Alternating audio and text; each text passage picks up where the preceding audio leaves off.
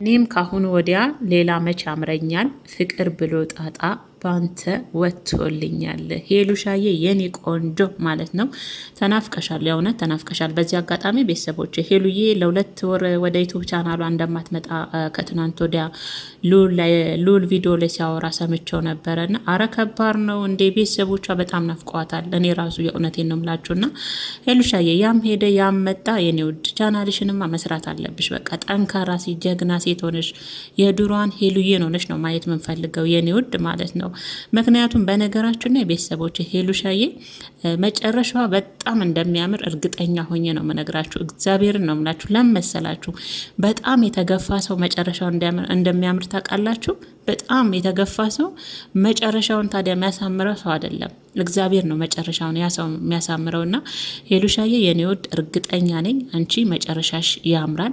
ለበጎ ነው ሁሉም ነገር የሆነው ለመልካም ነው ያ ሁሉ ነገር እና አንዳንዴ መገፋትን የመሰለ ነገር የለምና ሄሉሻዬ ለ2 ወር ሄሉ ወደ ዩቱብ ቻናሏ እንደማትመጣ ሉል ሲናገር ግን የእውነት በጣም አዝኛለሁ። ሄሉዬ መምጣት አለብሽ። ቤተሰቦች አንቺን በመፈለግ ራሱ መጣች የተባለችበት ሁሉ ይገባሉና ሄሉሻዬ መተሽ ጠንካሯን ሄሉን ልታሳየን ይገባል። የኔ ወድ ህይወት እኮ የመጨረሻ አይደለችም።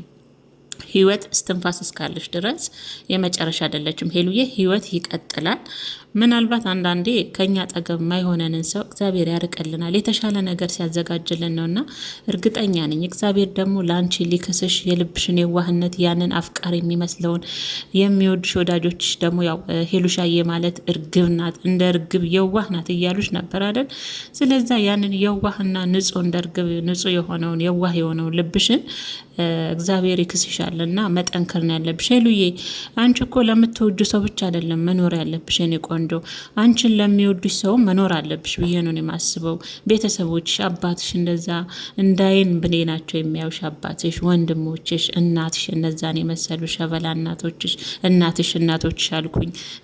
ፈትለን የመሰለች ወርቅ እናትሽስ በስስታ እንደ ልጇን የሚያዩሽና አንቺ ለምትወዱ ሰው ብቻ ሳይሆን ለሚወዱሽም ሰው መኖር አለብሽ እና ወደ ዩቱብ ቻናልሽ መተሽ ለማናባቱ ደስ ይበለው ብለሽ ነው ሄሉዬ መተሽ በእናትሽ እንደለመድሽ እስኪ ያንን ሞዴል ቀንጠስ በጠስ የምታያትን ነገር በዚህ አጋጣሚ እኔ ያልኳችሁ ያው እኔም ካሁን ወዲያ ሌላ መቼ ያምረኛል ፍቅር ብሎ ጣጣ ባንተ ወጥቶልኛል በሚል በፍሪ ሙዚቃ በነገራችን ላይ እኔ እንዲሁ ዝም ብዬ መጣሁበት እንጂ የቆየ ቪዲዮ ነው በነገራችን ላይ ሄሉሻ የሰራችበት።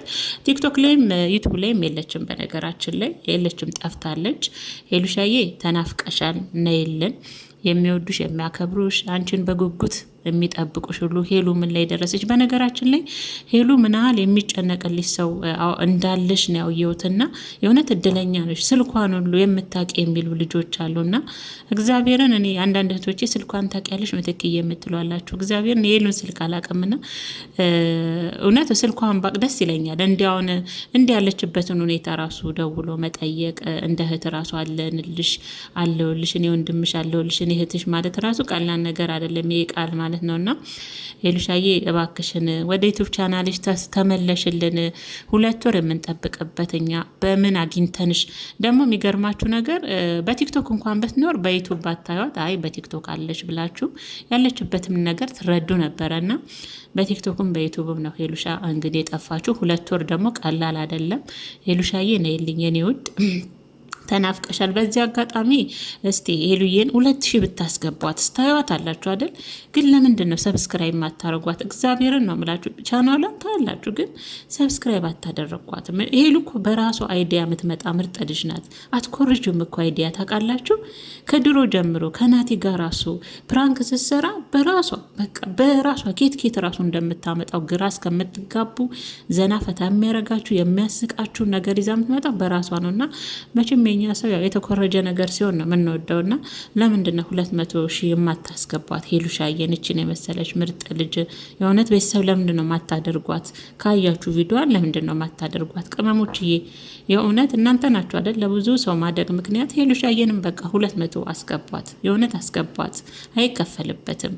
እና ሄሉሻዬ ያመጣ ያም ሄደ አንቺ ለምትወዱ ሰው ብቻ ሳይሆን አንቺም ለሚወዱሽ ሰው ታስፈልጊያቸዋለሽ እና ለነሱም ደስተኛ ሆነሽ መምጣት አለብሽ ብለን ነው እኛ የምናስበው። ሄሉዬ እውነት ለመናገር ናፍቀሽና ንፍቅፍቅ ብለሽናል።